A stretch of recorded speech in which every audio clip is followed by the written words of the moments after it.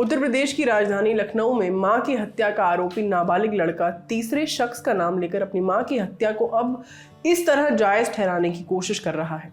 आरोपी का कहना है कि घर में उसकी मां से मिलने एक शख्स आया करता था जिसका आना उसे अच्छा नहीं लगता था। आरोपी बेटे के मुताबिक इसकी जानकारी उसके पिता को थी, लेकिन वो कुछ नहीं करते थे।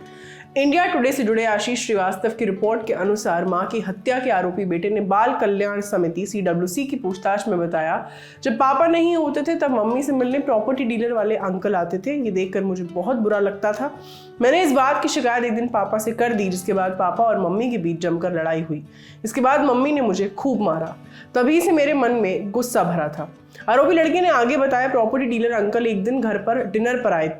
ये मुझे नागवार गुजरा, मैंने खाना नहीं खाया, जिसकी शिकायत मैंने फिर पापा से की। इसकी वजह से माँ ने मेरा फ़ोन छीन लिया और मेरी जमकर पिटाई की। पापा से मैंने कहा कि मुझे ये सब पसंद नहीं है। पापा ने कहा मैं होता तो पिस्टल उठाकर गोली मार देता। मैंने कहा मैं क्या करूँ? पापा ने कहा जो मन में है तुम्हारे वो करो। रिपोर्ट के मुताबिक आरोपी ने बताया, कुछ दिन बाद मम्मी के पैसे 10,000 रुपए गायब हुए जो मैंने नहीं लिए थे। फिर भी मेरी जमकर पिटाई की गई। मैं खून के घूंट पीकर रह गया। मुझे मम्मी ने खाना नहीं दिया। मैं भूखा रहा पूरे दिन पूरी रात और सोच लिया कि अब खाना तभी खाऊंगा जब इस बात का बदला ले लूंगा। उसके बाद रात में हम तीनों सो रहे थे। मैं उठा, पिस्टल निकाली और मम्मी को गोली मार दी। पापा को सब जानकारी थी कि घर में क्या चल रहा है।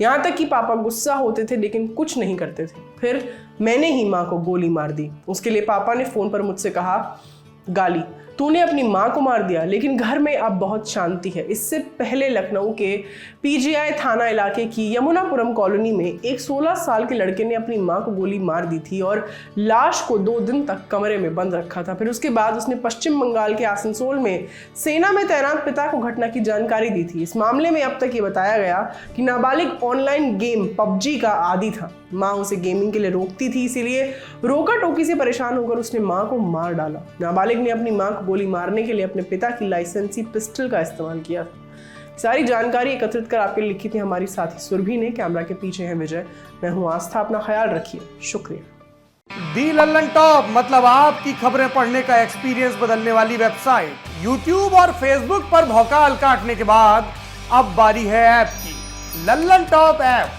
जो लॉन्च होते ही कुछ ही घंटों में बन गया था नंबर 1। प्ले स्टोर से एंड्रॉयड ऐप इंस्टॉल कीजिए और जुड़े रहिए लल्लन टॉप खबरों से। अब एक ही जगह पर मिलेंगे पॉलिटिकल किस्से, लल्लन टॉप शो, चुनावी कवरेज, पड़ताल और आसान भाषा में। पाइए लल्लन टॉप की वीडियो सबसे पहले, फेसबुक और यूट्यूब से भी पहले। खबरें और वीडियो का आपको मिलेगा नोटिफिकेशन। बड़ी खबर हो या फिर हो किस्से, सब आपके फेवरेट सेक्शन आपको हैं बताने। इतना ही नहीं, क्रिकेट मैच का स्कोर और इलाके में मौसम का जोर भी जानिए। आज ही गूगल प्ले स्टोर पर जाइए और दी लल्लन टॉप ऐप इंस्टॉल कीजिए।